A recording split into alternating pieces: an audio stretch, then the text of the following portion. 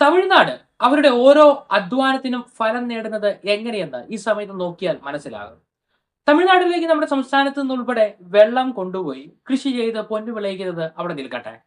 തമിഴ്നാട്ടിലെ ഹൈവേകളിലൂടെ യാത്ര ചെയ്യുമ്പോൾ വഴിയോരങ്ങളിൽ മുഴുവനും പുളിമരങ്ങളും മാവുകളും മറ്റ് പഴങ്ങൾ നൽകുന്ന വൃക്ഷങ്ങളും തണലിനായി വളർത്തിയിരിക്കുന്നത് കാണാം.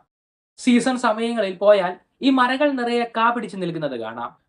ഇവയിൽ നിന്നുള്ള ഫലങ്ങൾ സ്വാഭാവികമായും സമീപവാസികൾ ശേഖരിക്കും. ഇവയിൽ നിന്ന് ഫലങ്ങൾ പറിച്ചെടുക്കുവാനായി പ്രത്യേക കരാറുകൾ നൽകുന്നതായി തോന്നുന്നില്ല.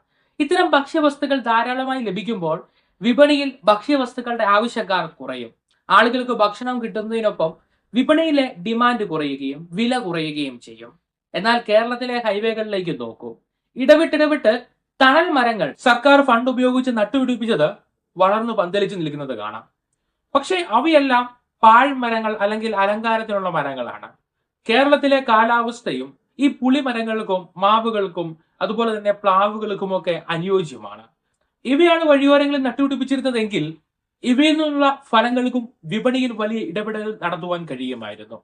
യൂറോപ്യൻ രാജ്യങ്ങളിലേക്ക് ചെല്ലുമ്പോൾ വഴിയോരം നിറയെ ഓറഞ്ച് മരങ്ങളും ആപ്പിൾ മരങ്ങളും കാണാം. ഇവിടെ പലയിടങ്ങളിലും സർക്കാർ സംവിധാനം തന്നെയാണ് അത് പ്രത്യേക വാഹനം ഉപയോഗിച്ച് പറിച്ചെടുക്കുന്നത്.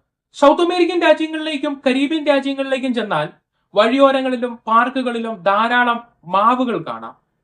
അങ്ങനെയാണ് ഓരോ ദേശങ്ങളും അവരുടെ നാടിനെ ഫലഭൂയിഷ്ടമാക്കുന്നത്. കൃഷി ചെയ്യണമെന്ന് പറഞ്ഞിട്ട് വഴി നിറയെ അലങ്കാര വൃക്ഷങ്ങൾ നട്ടുപിടിപ്പിക്കുന്ന സർക്കാർ നടപടിയാണ് മാതൃകാപരമാണോ?